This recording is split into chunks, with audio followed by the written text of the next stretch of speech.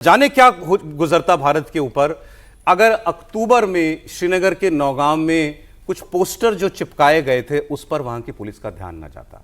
ये पोस्टर जैश ए मोहम्मद के समर्थन में लग रहे थे, लेकिन ये कोई पहली बार नहीं हो रहा था, बड़ी सामान्य बात थी, खासकर 2019 से पहले तो। लेकिन फिर भी श्रीनगर के एसएसपी जो हैं चक्रवर्ती साहब, उन्होंने इसको गंभीरता से लिया। इसमें वहाँ के एक सीआईडी के जो इंचार्ज हैं उनका भी नाम लिया जा रहा है कि इन दो लोगों ने इस बात को बड़ी गंभीरता से लिया कि भाई ये फिनोमेना ऑल्दो कोई रेयर तो बिल्कुल भी नहीं है, लेकिन 2019 से पहले होता था। 2019 के बाद बंद हो गया था ये सिलसिला पोस्टर वगैरह लगने का। ये दोबारा कर रहा है कौन? तो इसको ढूंढो, इन लड़कों को। इसके बाद ये परतें खुली। मैं ये बार बार बात इसलिए कह रहा हूं कि ये इग्नोर भी कर देता है उस वक्त कोई तो कोई बड़ी बात नहीं थी, बट उन जिम्मेदार अफसरों ने इसको इग्नोर नहीं किया, जम्मू कश्मीर पुलिस के। और फिर उन लड़कों को सीसीटीवी से पहचाना गया, उनके पास पहुंचे, उन्होंने कहा साहब हमको तो पैसे दिए थे। तो किसने दिए थे? इमाम साहब ने कहा था। कौन इमाम है? फिर इमाम के पास पहुंचे। ये इमाम है इरफान अहमद, और ये इरफान अहमद ही है की पर्सन। ये तो डॉक्टर यहां पर हमको दिख रहा है कि इन लोगों ने किया, क्योंकि ये करने वाले हैं। ये वो आदमी है जिन्होंने इन डॉक्टरों के मन में जहर भरा, जिन्होंने इनको जिहादी बनाया, आतंकवादी बनाया, और ये मेडिकल स्टूडेंट्स को ब्रेन वॉश करने वाला आदमी था। इरफान अहमद जम्मू कश्मीर के शोपियां का रहने वाला है, और जम्मू कश्मीर पुलिस ने इसको अरेस्ट कर लिया है।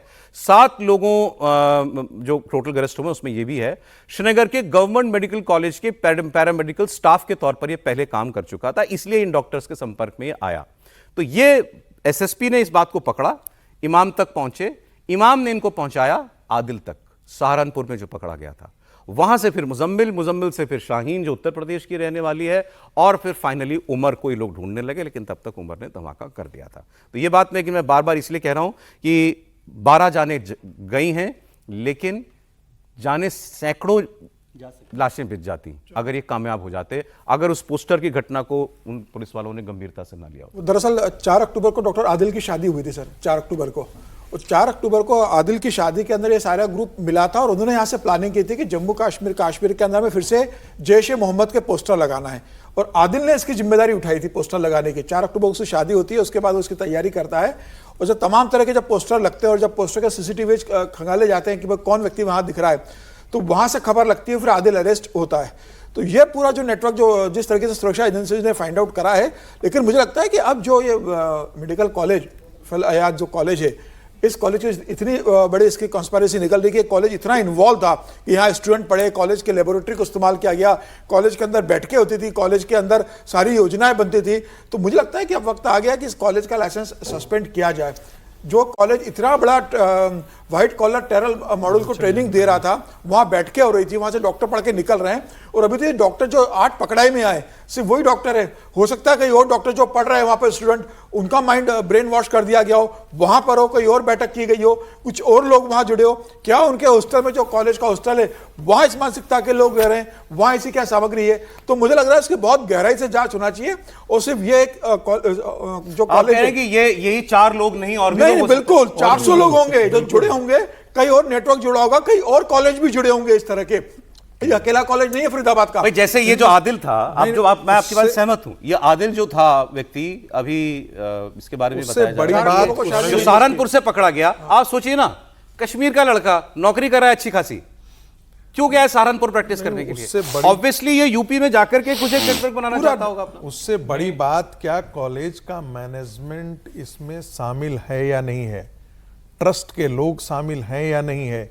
70 एकड़ में वो यूनिवर्सिटी है, और कोई बहुत वो मुस्लिम डोमिनेटेड एरिया जो है, वो गांव है, उसके पास से यूनिवर्सिटी खड़ी की गई है। मजेदार बात है कि इतने दिल्ली से कोई बहुत दूर तो है नहीं फरीदाबाद, और इस पर नजर नहीं रही है। एक और भी चर्चा चल रही थी, जम्मू एंड कश्मीर पुलिस ने यदि ये सारी इंफॉर्मेशन दिल्ली पुलिस के साथ एडवांस में शेयर किया हुआ होता तो संभवतः ये सारे पकड़े गए होते। लेकिन शायद यह भी ये बात आ रही है, इसे मैं कंफर्म नहीं कर रहा हूं, ये बात चर्चा चली है कि जम्मू एंड कश्मीर पुलिस और हरियाणा पुलिस ने इसके बारे में जो है वो एफआईआर भी दर्ज नहीं किया, और साथ में जो सूचनाएं शेयर करनी चाहिए थी एडवांस में, वो सूचनाएं भी शेयर नहीं किया। इसीलिए एक दूसरे के साथ यही कारण है कि ये पैनिक बटन में, बीच में कहानी कुर्सी के समय आ रहा था, मैं अब नहीं जान रहा हूं, लेकिन मैं एक चीज जिक्र कर देना चाहता हूं। उस दिन मैं आ रहा था तो आईएसबीटी के आगे एक सड़क पूरी तरीके से जाम कर दिया गया था और दूसरे साइड पूरा खाली था। मैं भी परेशान था कि मैं सोचा था कि सौरभ जी रोज बोलते हैं कि सर लेट ही आ जाते हैं तो थोड़ा सा जल्दी निकला जाए, और उस जाम में मैं फंसा। मजेदार बात हुई कि मैं पुलिस को कोस रहा था, लेकिन उस रास्ते पर पूरा पुलिस भरी हुई थी। यह दोपहर के 12 बजे की घटना है, यानी कि पुलिस को कहीं ना कहीं यह सुराग थी कि भाई इस प्रकार का मॉड्यूल यहां पर काम 10 कर तारीख रहा की है। बात कर रहे हैं हम। उसी दिन की मैं बात कर रहा हूं, बॉम्बिंग वाले अरे दिन वो तो की मैं क्लियर है, बात वो कर तो मैंने रहा आप बताया ना, जब ये वो लोग तो पकड़े सारा गए हो गया देखिए था ना। 9 तारीख 10 तारीख को बॉम्बिंग हुई, तो 9 बम तारीख फटा, को ही प्लान ठीक है? हो गया। नहीं, 9 उसी तारीख रात में बॉम्बिंग हुई थी। सुनिए तो सर, उसी रात में उसी की बात कर रहा हूं। 9 तारीख को 360 किलो अमोनियम नाइट्रेट मिलता है और 10 तारीख की सुबह ही तो 2600 किलो मिला था। उसके बाद प्रेस कॉन्फ्रेंस हुई थी और मैंने आपको बताया कि पुलिस को मालूम था कि ये उमर फरार है, वो इसको ढूंढ रहे थे और ये पैनिक में घूम रहा था। तो ये लाल किले में 3 घंटे बैठा रहा। अच्छा, उसमें भी इंटरेस्टिंग जानकारी सीसीटीवी फुटेज से जो मिली है, ये वहां की पार्किंग में, लाल किले की पार्किंग में 3 घंटे बैठा रहा और गाड़ी से एक बार भी नहीं उतरा। मतलब ये जो भी कुछ लेके चला था जहां से भी, यूनिवर्सिटी से या कहीं से, उसके बाद ये गाड़ी से उतरा ही नहीं है। यूनिवर्सिटी से तो सुबह निकल गए। हाँ, तो ये he has not stepped out of the car even once। देखिए एक जो है, ये मैं कोट भी कर रहा हूँ क्योंकि ये नवदुनिया में मैं पढ़ रहा हूँ इसको। ये जो जवाद अहमद सिद्दीकी है, ये मूलतः महू का रहने वाला है, मध्य प्रदेश। और इसके बारे में लिखा हुआ है, ये रिपोर्ट वेरीफाई तो एजेंसीज करेंगी, कि अल फलाह इन्वेस्टमेंट कंपनी खोली, उसमें जो कोशिश वही होती है कि पैसा दोगे तो ज़्यादा लगेगा, फ्रॉड करके भागा। 2001 में ये शिफ्ट हो गया दिल्ली।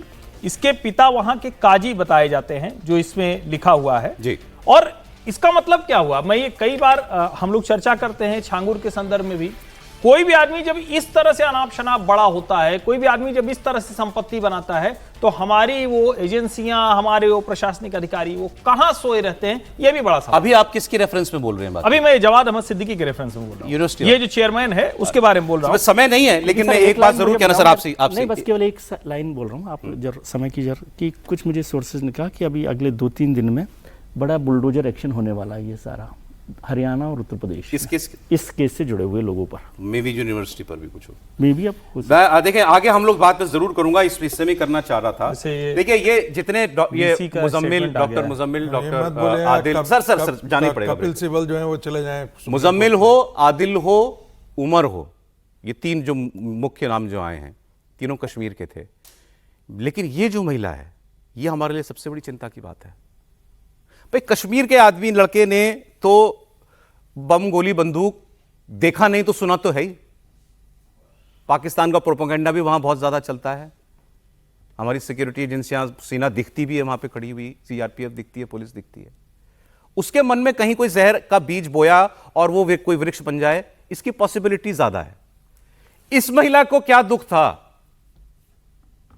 ये क्यों इनके साथ मिली?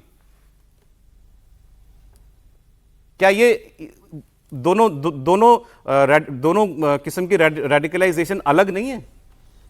सर उनका मोटिव और इसका मोटिव, ये कैसे मेल खा रहा है?